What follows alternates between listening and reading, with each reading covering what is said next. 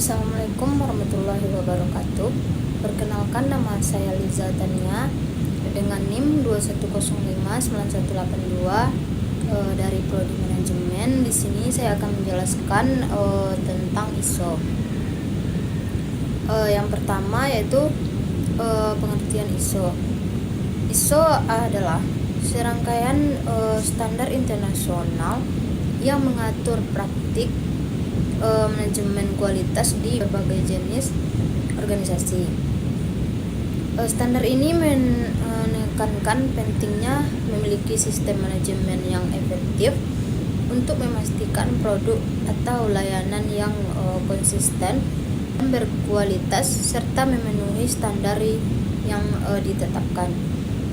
Dengan menerapkan ISO, organisasi dapat meningkatkan efisiensi, kepuasan pelanggan, dan reputasi mereka. Standar ini berfokus pada prinsip-prinsip seperti peningkatan terus-menerus, keterlibatan pemimpin, pendekatan berbasis bukti, dan hubungan yang baik dengan para pemangku kepentingannya. Yang kedua, ada jenis-jenis ISO. Yang pertama, ISO 9001. Standar ISO ini menggunakan pendekatan proses untuk meningkatkan efektivitas sistem manajemen mutu. Yang kedua, ISO 14001. Standar manajemen mutu ini terkait dengan lingkungan seperti pengolahan limbah, penghematan energi, air, dan bahan bakar.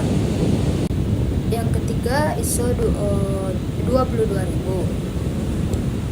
ISO 22000 ini merupakan standar yang menentukan mutu manajemen kualitas pangan, mulai dari kontrol internal, produksi, hingga pengendaliannya.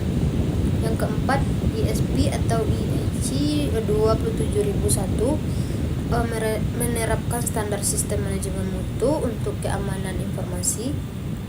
Biasanya standar ini digunakan oleh perusahaan IT. Yang kelima, ISO TS 16949 adalah standar untuk spesifikasi teknikal pada industri otomotor. Standar ini memiliki konsep perbaikan berkelanjutan, pengontrolan rantai pasokan, dan pencegahan. Berikutnya, keunggulan dari ISO. Yang pertama, dapat meningkatkan standar perusahaan.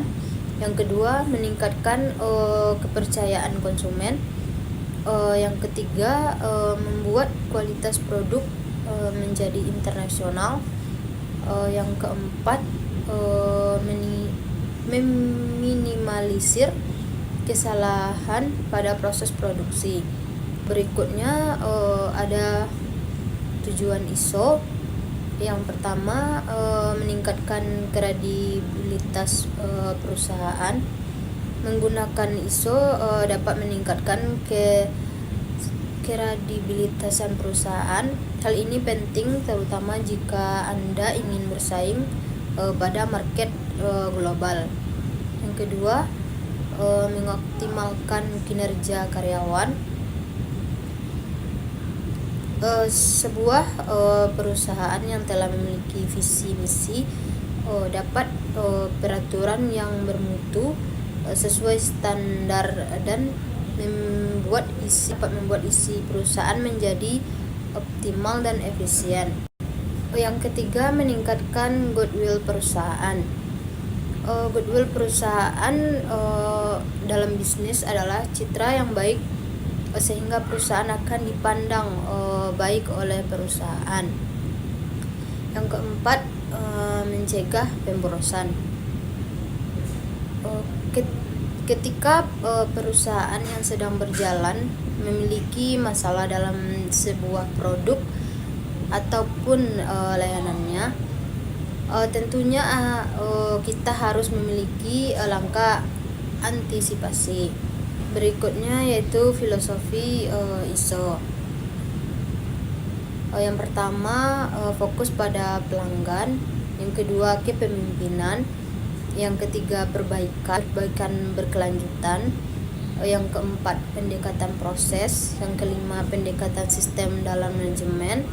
Yang keenam, pendekatan berdasarkan fakta dalam pengambilan keputusan. Di sini yang bisa saya sampaikan. Salah dan kurang saya minta maaf.